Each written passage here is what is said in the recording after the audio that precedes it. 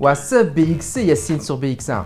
En Wallonie, un médecin est accusé d'avoir encodé 2018 faux certificats de vaccination, dont 800 à destination de Bruxellois. Une fraude parmi tant d'autres, c'est ce qu'on va voir aujourd'hui. Générique.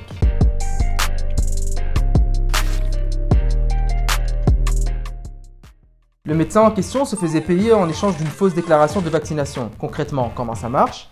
Les médecins généralistes et ceux dans les centres de vaccination ont accès à une application qui s'appelle Vaccinet et qui permet d'encoder les personnes vaccinées. Et ce médecin, en échange de 350 €, inscrivait le nom de la personne qui le soudoyait dans cette application. Et hop, ni vu, ni vu. Comme ça, ni vu, ni vu. Les autorités ont pu découvrir la faute via la VIC, l'Agence Wallonne pour une vie de qualité, et via la Délégation Générale Covid. Les deux entités ont remarqué que ce médecin avait encodé 2018 personnes dans l'application Vaccinet sans aller chercher les doses au centre de vaccination ou en pharmacie. 350 € fois 2018 personnes, ça fait en tout 706 300 €. T'imagines le nombre de snacks que je peux acheter?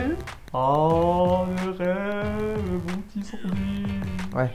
Un rêve illégal surtout. Mais le cas de ce médecin n'est pas unique. Sur Facebook par exemple, vous pouvez retrouver plusieurs groupes anti-pass sanitaire.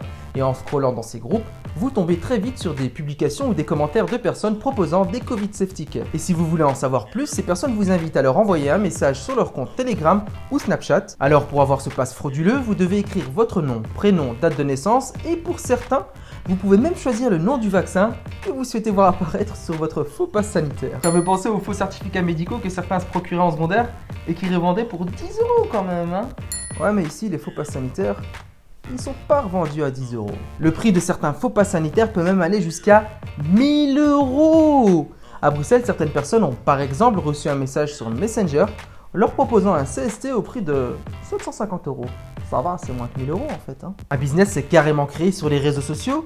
Pour attirer les clients, les vendeurs de faux pass sanitaires ont plusieurs arguments. Premier argument, obtenir sa liberté sans se soumettre au poison imposé par le gouvernement. Deuxième argument, ne faire payer le client qu'à la réception du pass sanitaire ou ne faire payer que la moitié du prix avant réception, l'autre moitié après. Troisième argument, promettre au client d'obtenir son pass sanitaire le plus rapidement possible, généralement en 24 heures. Quatrième argument, ça c'est pour ceux qui ont une âme de négociateur, faire un prix de groupe.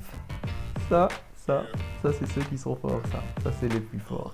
Cinquième argument, certains énoncent carrément une liste des pays dans lesquels le pass sanitaire est valable. Alors une question se pose, est-ce que le faux pass sanitaire est valide? Alors là ça dépend. Certains vendeurs travailleraient avec des médecins afin de se procurer le précieux sésame, et là, le pass peut être valide. Par contre, d'autres promettent et vendent des QR codes non valides.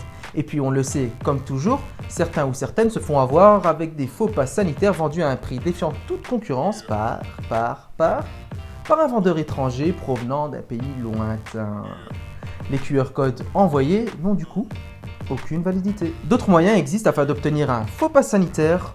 On peut encore en relever deux. Le premier dépend du contrôle réalisé à l'entrée des lieux culturels, salles de sport, discothèques ou encore restaurants. En effet, s'il est facile de montrer un QR code imprimé sur une feuille de papier, il est plus compliqué mais toujours faisable de montrer un QR code via un smartphone. Et là, si certains se contentent d'une capture d'écran d'un CST valide, d'autres sont plus ingénieux. Ils utilisent l'enregistrement de l'écran d'un smartphone et montrent donc une vidéo du QR code. Pourquoi aller si loin? Parce que le QR code d'un CST numérique est entouré d'un filigrane bleu qui, en principe, offre plus de sécurité. Et puis certains contrôleurs ne sont pas très attentifs, puisque même avec la présentation d'une carte d'identité, arrive à laisser entrer un fraudeur par mégarde. Et le deuxième moyen pour obtenir un faux pass sanitaire consisterait à soudoyer l'infirmier ou l'infirmière qui administre le vaccin. En échange d'un petit billet ou plus, aucune piqûre n'est faite. La personne soi-disant vaccinée va ensuite dans la salle d'attente, patiente 15 minutes et fait comme si de rien n'était avant de repartir.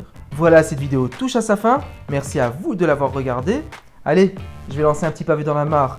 Est-ce que vous êtes pour la vaccination ou contre? Est-ce que vous êtes pour le pass sanitaire ou contre? Dites-le nous dans les commentaires.